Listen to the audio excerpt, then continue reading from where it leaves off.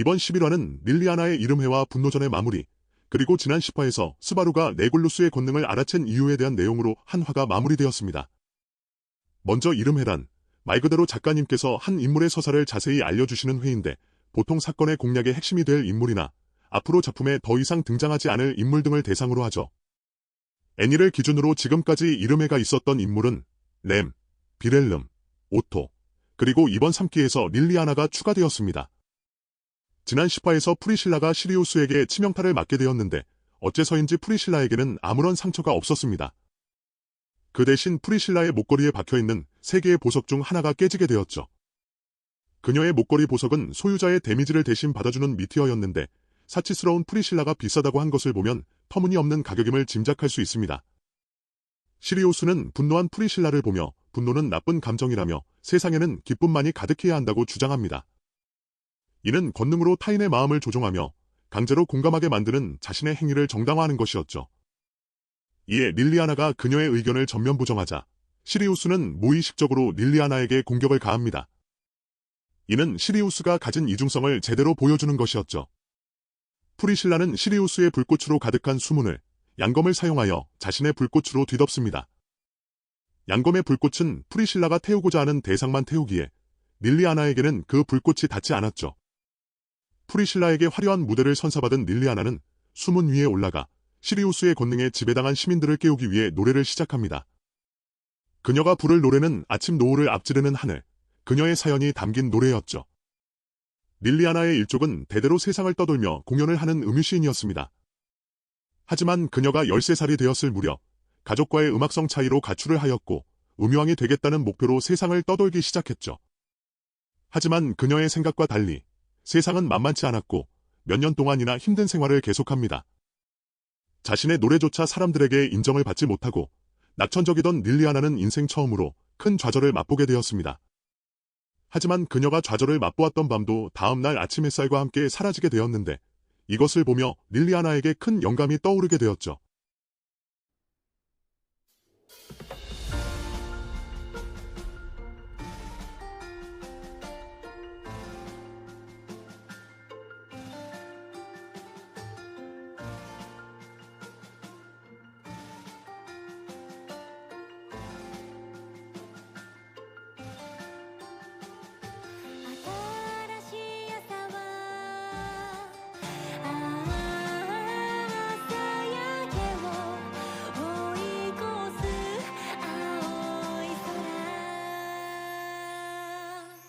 릴리아나의 전심의 가호를 통해 사람들에게 그녀의 노래가 전달되었고 마침내 시리우스의 권능이 깨지게 되었죠.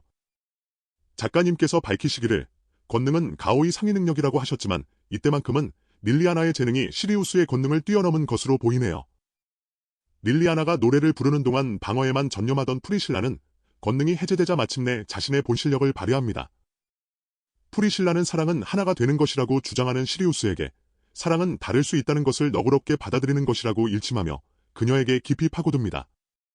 하지만 시리우스는 허공에서 티나를 꺼내며 그녀를 인질로 삼았죠. 이전 에밀리아의 전투에서 그녀가 패배하게 됐던 상황이 프리실라에게도 똑같이 연출됩니다. 인질의 발이 묶였던 에밀리아와 달리 프리실라는 조금의 망설임도 없이 인질과 함께 시리우스를 베어버리죠. 베고 싶은 것만 벨 수 있는 양검의 효과 덕에 티나에게는 아무런 해가 없이 시리우스만을 베어버릴 수 있었기 때문이죠. 私の痛みをあなたを知ったことか。貴様は妄言を抱えたまま一人きりで死ぬがいい。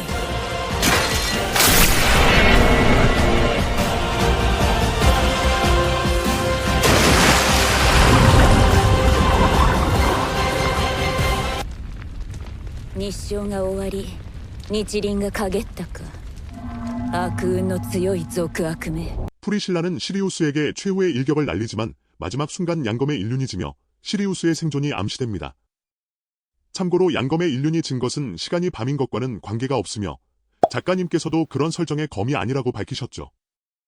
프리실라는 세상이 자신에게 유리하게 돌아간다는 믿음을 가지고 있으므로 시리우스를 지금 죽이지 않는 것이 이후에 유리하게 작용할 것이라고 생각하고 있습니다.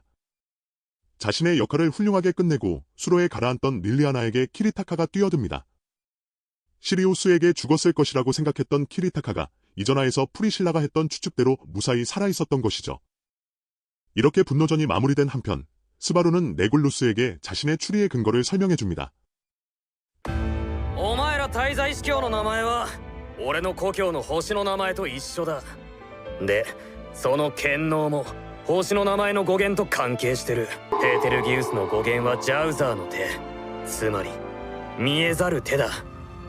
でもって獅子座を意味するレグルスの語源は小さな王と、あともう一つコルレオニス、獅子の心臓って意味だ。体の時間が止まってるってことは変化しないってことだ。怪我もしないし水に濡れたりもしない。投げた砂、飛ばした水も時間が止まってるから。あのさ、あそこが小さな王が君臨する花嫁たちの小さな王国。レグルスの権能にも必ず制限があるはず。花嫁の人数か距離、何らかの条件が必ず。頼むぜエミリア、花嫁たちを小さな王国から連れ出してくれ。 대제 주교들의 이름은 모두 지구에서의 별자리 이름과 관련이 있었고 페텔기우스의 경우에는 아랍어로 자우자의 손이라는 뜻이었는데 그의 권능은 보이지 않는 손이었죠. 마찬가지로 네굴루스의 권능도 별자리와 관련이 있을 것이라고 추측한 스바루는 라틴어로 작은왕이라는 뜻인 네굴루스와 사자의 심장이라는 뜻인 콜 레오니스에서 그의 권능이 본인의 육체 시간을 멈추는 능력임을 깨달았죠. 스바루는 그의 권능의 공략기가 신부들에게 있을 것이라고 확신하며 에밀리아에게 그녀들을 부탁한 것이었습니다. 이렇게 에밀리아가 권능의 비밀을 푸는 동안 스바루는 네굴루스의 시선을 끌며 시간을 벌기로 결심합니다. 이렇게 이번 11화도 마무리되었는데 이번 화에서는 4개의 수문 중 하나인 분노의 공략이 마무리되었습니다. 원작에서 그다지 인기가 없던 릴리아나였지만 역시 애니화가 되니 그녀의 배경도 더 재미있었고 무엇보다 그녀의 노래가 잘 뽑힌 것 같습니다.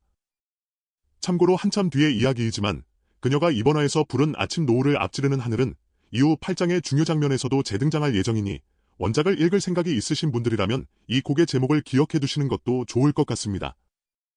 개인적으로 저는 분노전보다는 네굴루스의 공략과 테레시아와 비렐름의 결전이 어떻게 연출될지가 굉장히 궁금한 상태인데 이번 화에서 분노전이 마무리되며 남은 5화가 더욱 기대가 되게 되었습니다. 부디 남은 3개의 수문이 공략도 잘 연출되면 좋겠습니다. 그럼 이번 11화 리뷰를 마치고 저는 다음 12화 리뷰로 돌아오겠습니다. 시청해주셔서 감사합니다.